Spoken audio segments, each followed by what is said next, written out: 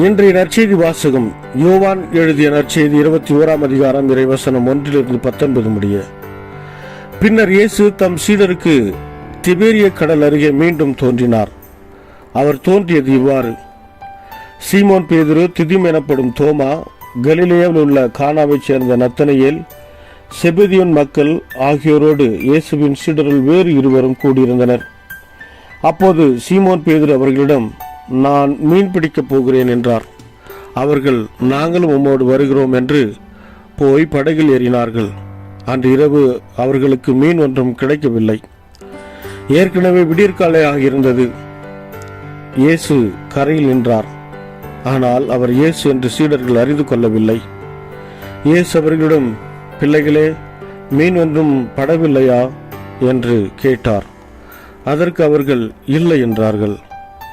அவர், படகின் வலப்பக்கத்தில் வலையை வீசுங்கள், மீன் கிடைக்கும் என்று அவர்களிடம் கூறினார்.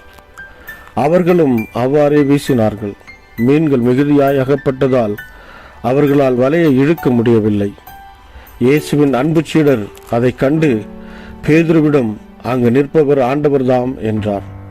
அதை கேட்டவுடன் தம் ஆடையை கலைந்திருந்த சீமோன் பேதுரு ஆடை இடுப்பில் கட்டிக்கொண்டு கடலில் குதித்தார்.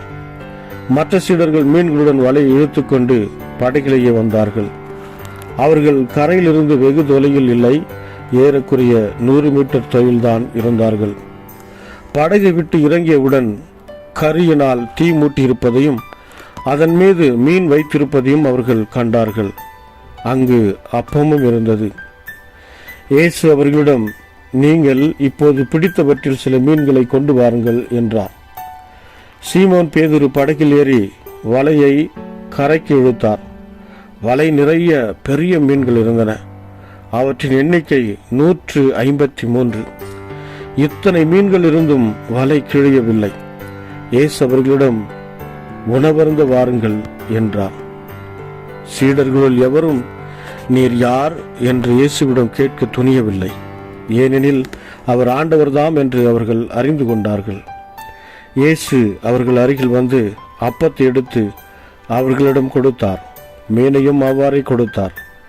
இவ்வாறு இயேசு இறந்து உயிருடன் எழுப்பப்பட்ட பின்பு தம் சீடருக்கு இப்போது 3ஆம் முறையாக தோன்றினார். அவர்கள் உணவருந்திய பின் இயேசு சீமோன் பேதுருவிடம், யோவானின் மகன் சீமோனே, நீ இவர்களை விட மிகுதியாக என் மீது அன்பு செலுத்துகிறாயா என்று கேட்டார். அவர் இயேசுவிடம், ஆம் ஆண்டவரே, எனக்கு உம்மிடம் அன்பு உண்டு என உமக்கு தெரியுமே என்றார். இயேசு அவரிடம், என் ஆட்டுக்குட்டிகளை பேணி வளர் என்றார். 2ஆம் முறையாக இயேசு அவரிடம், யோவானின் மகன் சீமோனே, நீ என் மீது அன்பு செலுத்துகிறாயா என்று கேட்டார். அவர் இயேசுவிடம், ஆம் ஆண்டவரே, எனக்கு உம்மிடம் அன்பு உண்டு என உமக்கு தெரியுமே என்றார். இயேசு அவரிடம், என் ஆடுகளை மேய் என்றார். 3ஆம் முறையாக இயேசு அவரிடம், யோவானின் மகன் சீமோனே, உனக்கு என்னிடம் அன்பு உண்டா என்று கேட்டார்.